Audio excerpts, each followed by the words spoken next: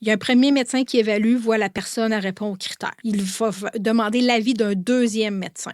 La loi dit qu'on ne peut pas magasiner, on ne peut pas faire du shopping de deuxième évaluateur. Mais en réalité, il y a du shopping de deuxième évaluateur. Ça veut dire quand tu dis shopping, c'est-à-dire qu'on le choisit? Ça veut dire que le premier dit non, je vais en chercher un autre, puis un autre, puis un autre, jusqu'à temps que je trouve un deuxième évaluateur qui me donne... Qui valide mon choix. Voilà. Ah oui. La loi dit qu'on ne peut pas, mais on le sait que ça l'arrive. OK? Alors, on va aller chercher le deuxième évaluateur qui va dire comme nous. Puis une personne qui se fait interpeller pour être deuxième évaluateur qui dit non, trop souvent, ils ne vont plus lui demander. OK? Alors, le premier évaluateur fait venir l'avis du deuxième et il procède à l'euthanasie. Le premier évaluateur procède à l'euthanasie. Après, il remplit une fiche d'autodéclaration où est-ce qu'il dit que la personne était apte, la personne était souffrante, il met un peu de verbatim et il envoie ça après à la commission. Là, la personne est déjà morte, là. On ne peut plus rien faire.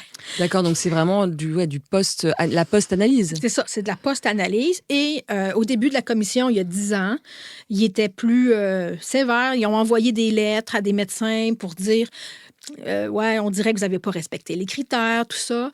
Puis là, il y a eu des sorties médiatiques. Ça a été politisé très rapidement.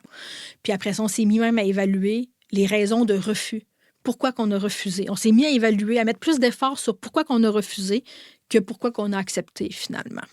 Fait que la commission a un rôle symbolique. C'est pas eux qui vont dire « Hey, un tel, t'as pas bien fait », parce que c'est envoyé les cas que peut-être la personne n'a pas respecté les critères, c'est envoyé au Collège des médecins du Québec, qui est un ordre professionnel, finalement. Fait qu'il n'y a jamais eu de cas de criminalisés, là.